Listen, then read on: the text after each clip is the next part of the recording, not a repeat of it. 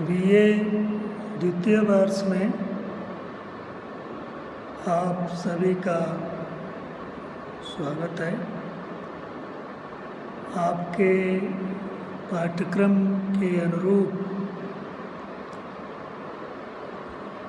प्रथम प्रश्न पत्र में हम आज महाकवि केशवदास द्वारा रचित रामचंद्रिका के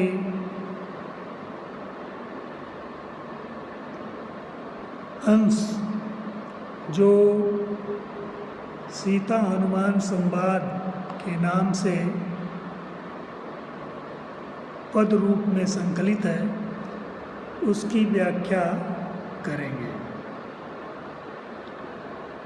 तो व्याख्या से पहले हमें जो इसकी व्याख्या करनी है, चाहे वो गद्य हो या पद्य, उसके कठिन शब्दों को हमें ध्यान में रखना चाहिए और फिर हमें व्याख्या संदर्भ और व्याख्या के क्रम में आगे बढ़ना चाहिए, क्योंकि जब हम कठिन शब्दों को जान जाते हैं तो व्याख्या करने में हमें सहूलियत होती है। तो कर जोरी के हो पवन सुत जिय जननी जान रघुनाथ दूत। रघुनाथ कौन दशरथ नंदन दशरथ नंदन कौन अजतन चंद के कारण पठाए यही निकेत निज देन देन संदेश हेत गुण रूप शील शोभा सुभाऊ कछु रघुपति के लक्षण बताओ। तो ये प्रसंग है सीता जी से हनुमान जी अशोक वाटिका में मिलते हैं। इसमें कठिन शब्द के रूप में बहुत शब्द नहीं है। पवन सुत जो हनुमान जी का ही एक दूसरा नाम है, जीय मतलब हृदय, निकेत घर, हेत के लिए, ये कुछ शब्द हैं जो अपने तद्भव तत्सम रूपों के कारण बदले हुए हैं। बाकी ये सर्वप्रचलित शब्द ही हैं लगभग। प्रसंग के रूप में हम लिखेंगे प्रस्तुत अवतरण केशवदास जी की रामचंद्रिका के सीता हनुमान संवाद से लिया गया है, जिसमें हनुमान सीता जी को अपना परिचय दे रहे हैं। तो इसमें हनुमान जी हम व्याख्या कर रहे हैं। करजोरी कहो पवन सुत जी जननी जानु रघुनाथ देव। हनुमान जी ने हाथ जोड़ करके करजोरी कहो पवन सुत कहा कि मैं पवन सुत हूँ। हे मात, हम तुम्हें हृदय से यह जानिए कि मैं रामचंद्र जी का दूत हूँ। जिय जननी जानु रघुनाथ दिन। जिय मतलब हृदय से आप जानिए कि मैं रघुनाथ भगवान श्री राम का दूत हूँ। हे माता, मुझे आप ये जाने। तब सीता ने पूछा, रघुनाथ कौन? हनुमान जी ने जवाब दिया, दशरथ नंद। फिर सीता जी ने प्रश्न किया, दशरथ कौन? तो हनुमान जी ने दिया उत्तर, अजय तनय चंद। तो ये एक ही लाइन में प्रश्न और उत्तर की जो खूबसूरत साहित्यिक प्रयोग है वो केशवदास जी यहाँ करते हुए दिख रहे हैं। तो सीता जी ने पूछा कि ये रघुनाथ कौन है? हनुमान जी ने कहा कि भाई दशरथ जी के पुत्र हैं ये। फिर उन्होंने कहा दशरथ कौन है? तो उन्होंने कहा कि ये अज तनय चंद, अज के पुत्र दशरथ जी हैं। तो फिर सीता जी के अंदर शंका जागृत होती है मन में, कहती कि कई कारण पठाए यही निकेत निज लेन देन संदेश है। तब सीता जी ने पूछा कि तुमको उन्होंने किस कारण यहाँ भेजा?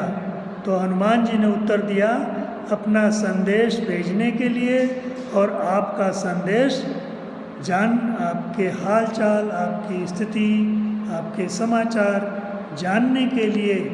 निज देन लेन संदेश है, अपना निजी संदेश उन्होंने भेजा है और आपके बारे में संदेश यानी समाचार जानने के लिए मुझे भेजा गया है। गुण रूप शील शोभा स्वभाव कौशु रघुपति के लक्षण बताओ। तब सीता जी कहती हैं कि जब उनको विश्वास नहीं हो पाया, तब सीता जी कहती हैं कि मुझे विश्वास नहीं होता, तुम कुछ रामचंद्र जी के गुण रूप और स्वभाव, उनके चरित्र के बारे में बताओ। गुण रूप, उनके रूप का वर्णन करो, गुण का वर्णन करो, उनके शील चरित्र का वर्णन करो, उनकी शोभा सौंदर्य सुंदरता का वर्णन करो, उनके स्वभाव को बताओ, कछु रघुपति के लक्षण बताओ, उनके ये सारे सब लक्षण जो है बताओ, फिर मुझे विश्वास होगा कि तुम रामचंद्र जी द्वारा हमारे पति रामचंद्र जी द्वारा तुम भेजे गए हो। तो सीता जी ने इतने प्रश्नों के बाद सीता जी ने हनुमान जी से ये सुनिश्चित कर लिया कि सचमुच वो भगवान राम के दूत हैं, उनके भक्त हैं, कोई मायावी राक्षस नहीं है। क्योंकि ये जो इतनी आशंकाएं व्यक्त की गई हैं सीता जी के द्वारा, वह इसलिए प्रासंगिक सत्य प्रतीत होती हैं कि हनुमान जी बंदनी के रूप में अशोक वाटिका में सीता जी को देखते हैं, तो सीता जी के अंदर ये आशंका पैदा हो जाती है कि कहीं ऐसा तो नहीं कोई राक्षस ही मायावी रूप धारण करके ये सब बातें हमारे साथ कर रहा है। इसलिए वो नाना प्रकार के प्रश्न पूछ करके सीता जी रामचंद्र जी के बारे में, उनके परिवार के बारे में, उनके निजी जानकारियों स्वभाव के बारे में प्रश्न पूछ करके फिर वो सुनिश्चित कर लेते हैं मन में कि नहीं, ये हनुमान जी जो हैं वो राम जी के ही दूत हैं। विशेष रूप में हम कह सकते हैं कि यह संवाद शैली में और प्रश्नोत्तर शैली में लिखी गई श्रेष्ठ साहित्यिक रचना काव्य पद्य है। कथानक को गति प्रदान करने के लिए यह शैली विशेष रूप से उपयोगी है। केशवदास जी ने इस शैली का प्रयोग अपनी रचनाओं में बखूबी किया है और केशवदास जी की कविताई इसके लिए विशेष रूप से जानी जाती है। कहने का मतलब है कि केशवदास जी इस प्रश्नोत्तर शैली में, संवाद शैली में एक ही वाक्य में उत्तर और प्रश्न दोनों को सम्मिलित करके काव्य प्रस्तुत करने में विलक्षण कवि हैं और अद्वितीय कवि हैं। दूसरी विशेषता ये इन काव्य पंक्तियों का है कि हनुमान जी पर विश्वास किया जाए या नहीं किया, इस दृष्टि से सीता जी ने विविध प्रश्न किए हैं और संवाद में सरल भावों की अभिव्यक्ति होती है। छंद रूप में हम ये कह सकते हैं कि पद्धटिका छंद का प्रयोग केशवदास जी ने इस रचना में की है। तो